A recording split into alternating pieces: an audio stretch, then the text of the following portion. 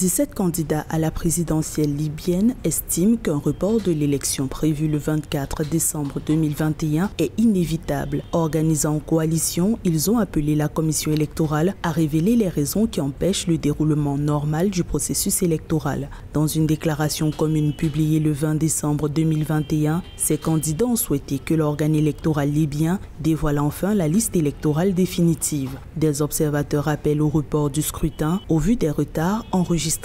Mais les autorités libyennes n'ont pas encore fait d'annonce officielle dans ce sens.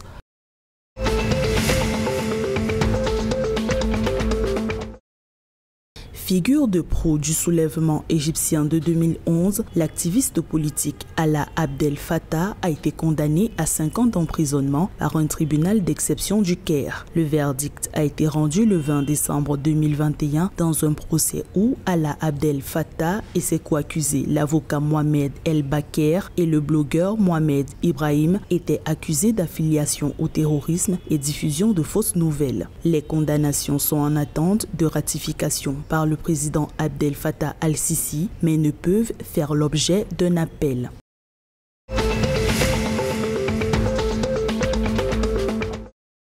Le ministère tunisien de l'Industrie, des Mines et de l'Énergie a approuvé 9 dossiers de création de petites et moyennes entreprises. Ces PME vont ainsi bénéficier d'un accompagnement offert par le gouvernement. L'accompagnement servira à baisser les taux d'intérêt des crédits accordés par les banques et les établissements financiers aux petites et moyennes entreprises par l'État à partir de la différence entre le taux d'intérêt des crédits d'investissement et le taux moyen du marché monétaire. La Tunisie a déjà accordé cette facilité à près de 77 entreprises employant 4 274 salariés.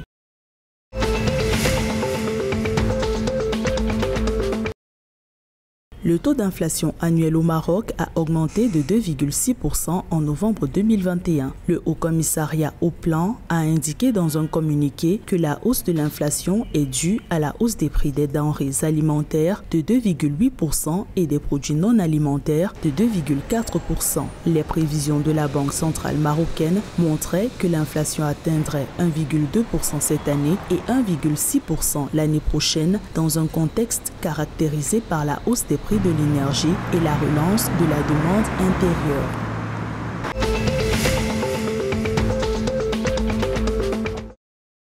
La nageuse algérienne Amel Melli a amélioré son record d'Algérie du 50 mètres nage libre lors des épreuves de la 5e journée des mondiaux en petit bassin. C'est le 2e record d'Algérie battu par la nageuse de 27 ans lors de ces mondiaux après celui du 100 mètres nage libre. Pour rappel, Jawad Sioud, sur lequel reposaient les meilleurs espoirs de médailles pour l'Algérie dans ces mondiaux 2021, est forfait. Une défection qui réduit l'équipe de 5 à 4 nageurs dans cette compétition préparatoire pour les Jeux méditerranéens de 2022 à Oran.